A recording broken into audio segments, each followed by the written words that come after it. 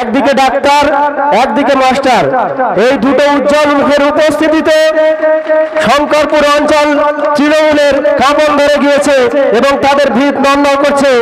ঠিক যেমন মমতা ব্যানার্জি থরথর করে কাঁপতে শুরু করেছে, এই মুসলমান সম্প্রদায় তাকে 14 পারা নবান্ন থেকে টেনে নিচে নেমে নিয়ে আসবে। যে মুখটা আপনারা দেখতে পাচ্ছেন, এই একটাই মুখে ভয়ে বর্তমানে শাসক দলের যে ক্যান্ডিডেট দিয়েছে ডাক্তার মনিরুল ইসলাম, তিনি যখন আইএসএফ এর প্রার্থী হয়েছে, তারা এই মনিরুল ইসলামের মুখের ভয়ে থরথর করে কাঁপতে শুরু করেছে এবং তারা হুমকি দিতে শুরু করেছে, ভোট আমরা করতে দেব না, কিন্তু আমরাও প্রস্তুত আছি, যদি আপনারা শুরু করেন আমরা শেষটাই করে দেবো, এটা বলে দিলাম। এবার আমাদের দ্বিতীয় প্রার্থী মাস্টার জুলফিকার হোসেন মীর, তাকে আমরা ব্যাজ পরিয়ে বরণ করে নিচ্ছি।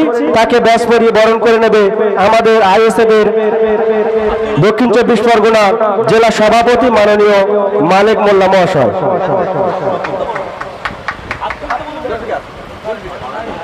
জুলফিকার মীরকে আইএসএফ এর সহসভাপতি দক্ষিণ 24 পরগনা জেলার মাননীয় শাহাদত শাহ অ্যাডভোকেট সাহেব, তিনি জুলফিকার মাস্টারকে ব্যাজ পরিয়ে বরণ করে নিচ্ছে। একদিকে ডাক্তার, একদিকে মাস্টার, এই দুটো উজ্জ্বল মুখের উপস্থিতিতে শঙ্করপুর অঞ্চল তৃণমূলের কাঁপন ধরে গিয়েছে এবং তাদের ভিত নন্দন করছে। ঠিক যেমন মমতা ব্যানার্জি থরথর করে কাঁপতে শুরু করেছে, এই মুসলমান সম্প্রদায় তাকে 14 পারা নবান্ন থেকে টেনে নিচে নেমে নিয়ে আসবে। তাই আপনাদের কাছে দাবি রাখছি, আপনারা আপনাদের বিবেক খরচ করে আগামী 11 তারিখে নির্বাচনে আইএসএফ এর মনোনীত সাধারণ মানুষের জোটের এই প্রার্থীদেরকে বিপুল ভোটে জয়লাভ করবেন, এই আবেদন রাখছি। এবার আপনাদের সম্মুখে আইএসএফ এর মনোনীত প্রার্থী এবং আমাদের পার্টির কনিষ্ঠ কর্মী মাননীয় আলী আকবর মোল্লা মহাশয়কে ব্যাজ পরিয়ে বরণ করে নিচ্ছে দক্ষিণ 24 পরগনা জেলা আইএসএফ এর সভাপতি মাননীয় আব্দুল মালিক মোল্লা মহাশয়।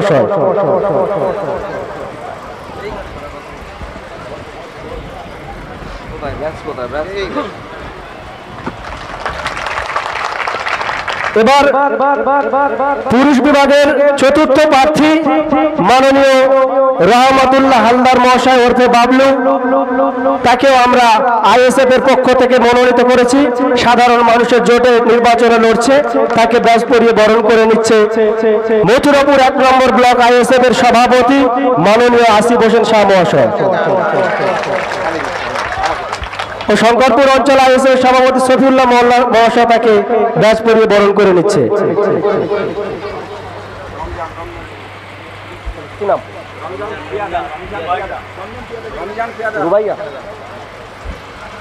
আবাব ভগবানপুর অঞ্চল থেকে মাদারপাড়া হাই মাদ্রাসা নির্বাচনে প্রতিদ্বন্দ্বিতা করছে রমজান পিয়াদা মহাশয়, তাকে ব্যাজ পরিয়ে বরণ করে নিচ্ছে মথুরাপুর লোকসভা কেন্দ্রের অবজারভার মাননীয় তাজউদ্দিন গাজী মহাশয়।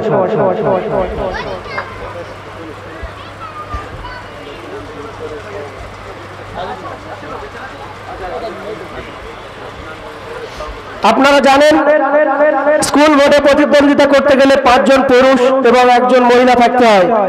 আমাদেরও সেই মহিলা প্রতিনিধি রয়েছে। আশা রাখছি আপনারা দুহাত তুলে তাদেরকে আশীর্বাদ করবেন এবং ভোট দিয়ে তাদেরকে জয়যুক্ত করবেন এবং তারা গিয়ে সুষ্ঠুভাবে হাই মাদ্রাসাকে পরিচালনা করবে। সেই মহিলা বিভাগে আমাদের আইএসএফ এর এবং সাধারণ মানুষের জোটের প্রার্থী মাননীয়া জামিলা বিবি মহাশয়া, তাকে ব্যাজ পরিয়ে বরণ করে নিচ্ছে রুবাইয়া খাতুন।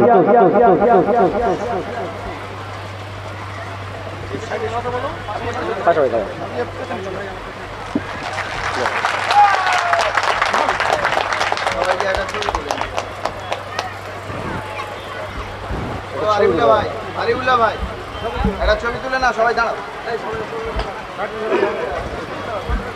আরিউল্লাহ ভাই আপনাদের কাছে আমি আবেদন করব, আসন্ন 11 মে ঠিক সকাল 8টা থেকে বেলা 3টে পর্যন্ত মাদারপাড়া হাই মাদ্রাসা উচ্চ মাধ্যমিকের যে অভিভাবক প্রতিনিধি নির্বাচন, সেই নির্বাচনে আপনারা আমাদের আইএসএফ এর মনোনীত সাধারণ মানুষের জোট, এই জোটের প্রার্থীদেরকে আমরা আপনাদের সম্মুখে পরিচয় করিয়ে দিলাম। আমাদের সামনে মধ্যে রয়েছেন ডাক্তার, আমাদের মধ্যে রয়েছেন মাস্টার, আমাদের মধ্যে রয়েছেন বিশিষ্ট সমাজসেবী। এই রকম ব্যক্তিদেরকে আমরা আপনাদের সম্মুখে নিয়ে এসেছি। এই সমস্ত ব্যক্তিদেরকে আপনারা সুযোগ দিন, দুহাত ভরে আশীর্বাদ করুন।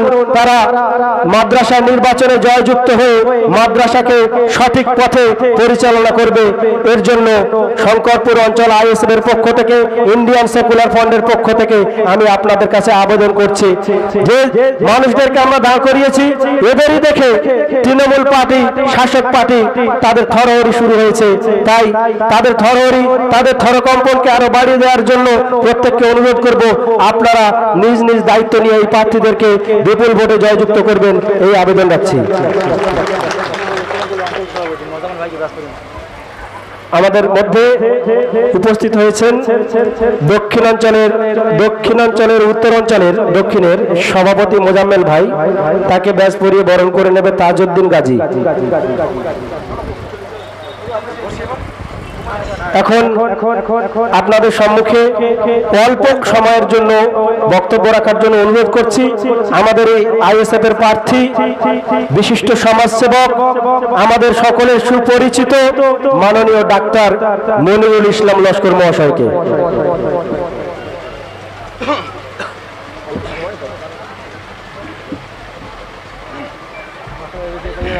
সবাই ভালো আছেন তো? ভালো আছেন? আসলে আমার এটা অভ্যাস, আমি তো বিভিন্ন প্রোগ্রামগুলো সঞ্চালন করি, মানে অ্যাঙ্কারিং করি, ফলে সেখানে গিয়ে আমাকে জিজ্ঞেস করতে হয় সবাই ভালো আছেন তো? ভালো নেই, ঠিক আছে। এবার বলছি, আমাদের একটা ছোট্ট কথা আছে, জামাতবদ্ধ হওয়ারে ভাই, জামাতবদ্ধ হওয়ারে ভাই, জামাত ছাড়া ইসলাম নাই, এটা আমরা পড়েছি। তো তাই যদি হয়, আপনি যদি নামাজ পড়তে যান, আপনাকে অবশ্যই জামাতের সঙ্গে নামাজ পড়তে হয়। আর যদি তার থেকে দুপা সরে যায়, একটু সরে যায়, সে নামাজ মকরুহ হয়ে যায়। আপনারা ঠিক মকরুহের জায়গায় দাঁড়িয়ে আছেন। আমি অনুরোধ করছি আপনারা এখানে সামনে চলে আসুন, আমি অনুরোধ করছি সামনে চলে আসুন। নামাজকে মকরুহ করতে দেবেন না, সামনে চলে আসুন। সামনে এদিকে অনেক জায়গা দেওয়া আছে, সামনে চলে আসুন। নামাজটা মকরুহ যাতে না হয়ে যায় সেটা আপনারাই দেখুন।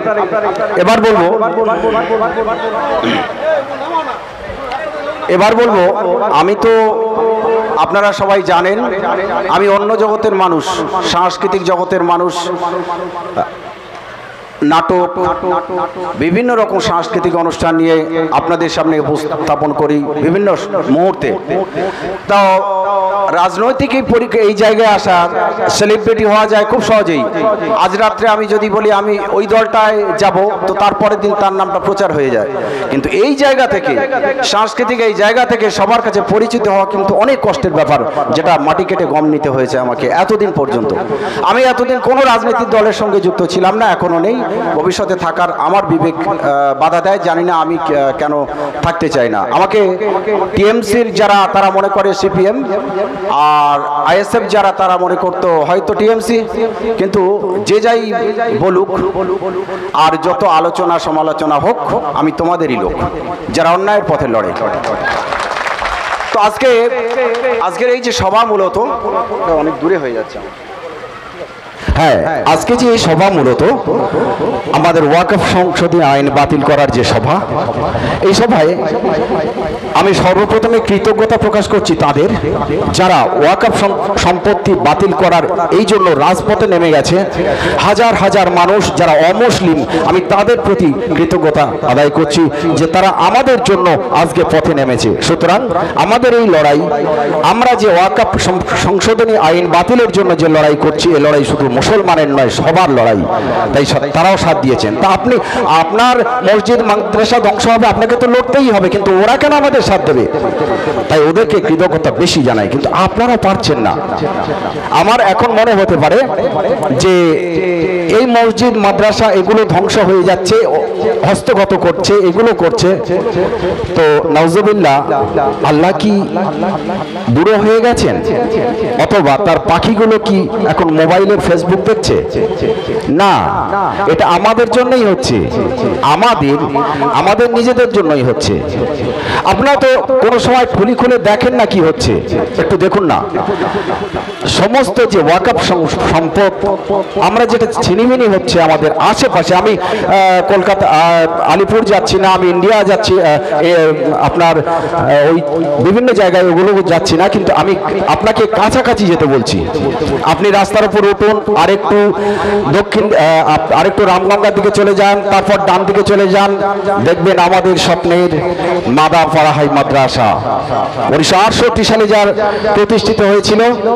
আর আমাদের বাপ দাদারা তারা অনেক স্বপ্ন নিয়ে আমাদের ছেলে মেয়েদেরকে লেখাপড়া শেখানোর জন্য তাদের সম্পদ ওয়াকফ করে গেছেন ওইখানে, সেটা নিয়ে ছিনিমিনি হচ্ছে, সেটা কেউ আপনারা কি দেখেন না? চলুন তাহলে, যদি দেখে থাকেন তাহলে আগামী 11 মে ওই মাদারপাড়া হাই মাদ্রাসার যে প্রতিনিধি, অভিভাবক প্রতিনিধি নির্বাচন আছে, ওই নির্বাচনে আপনারা সবাই থাকছেন তো? হাত তুলে জানান আপনারা সবাই থাকছেন তো? তবে শান্তি শৃঙ্খলাবদ্ধভাবে থাকতে হবে আমাদেরকে। আমরা উত্তেজিত হব না, কোন রকম বিতর্কে জড়াবো না, কেননা আমি আজকে এখানকার আমন্ত্রিত, আইএসএফ এর আমন্ত্রিত। আমরা আইএসএফ কে সঙ্গ দিয়েছি, আমি আর আমার মাস্টার সাথী জুলফিকার হোসেন মীর মহাশয়। আমরা মূলত আপামর জনসাধারণের জোট থেকে এখানে চলে এসেছি দুজন। তো অন্যায়ের বিরুদ্ধে যারা লড়াই করছে আমরা তাদের সঙ্গে চলে এসেছি।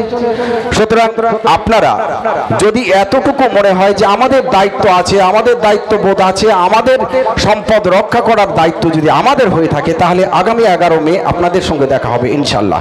আপনারা যাচ্ছেন তো? এটা আমি আবেদন রাখছি আপনাদের কাছে। তো এবার যেটা বলবো, আমি প্রতিটা এই ওয়াকফ সম্পদ আইনের যে প্রচার পাবলিসিটিগুলো আমি করি, আমি তো ভয়েস রেকর্ডিং করি, সেখানে একটা কথা আমি বলি, ঘুমাইয়া কাজা করেছি ফজর, যখন জাগিনি তখন জোহর, হেলায় খেলায় কেটেছে আসর, মাগরিবে রাজ শুনে আজান, জামাত শামিল হওরে সাথে এখনো জামাতে আছে স্থান। বন্ধু, এখনো তো সময় আছে, এই অন্তিম মুহূর্তে আপনাদের জেগে ওঠার পালা। তাই আমি সবাইকে অনুরোধ জানাচ্ছি, আপনারা আসুন আগামী 11 মে আমরা স্বচ্ছ একটা পথ দিয়ে চলে যাব। আমাদের যিনি এই আইএসএফ এর চেয়ারম্যান, যিনি নওশাদ সিদ্দিকী সাহেব, উনি তো ভালো বংশের মানুষ, সেই বংশকে অনেক শ্রদ্ধা করি। তো ওনার বংশের যিনি হযরত পীর আবু বকর সিদ্দিকী রহমাতুল্লাহ আলাইহি, ওনার একটা ছোট্ট গল্প বলি। উনি বিভিন্ন জায়গায় দাওয়ার কাজে যেতেন, জলসায় যেতে যেতে একবার যাচ্ছেন, যেতে হঠাৎ করে বললো আমি যাব না। তো বললো কেন? ঠিক আছে, মানে পীরজাদা ঢুকে গেছেন, আমি পরে কথা বলবো আবার। ইন্ডিয়ান সেকুলার ফ্রন্ট জিন্দাবাদ।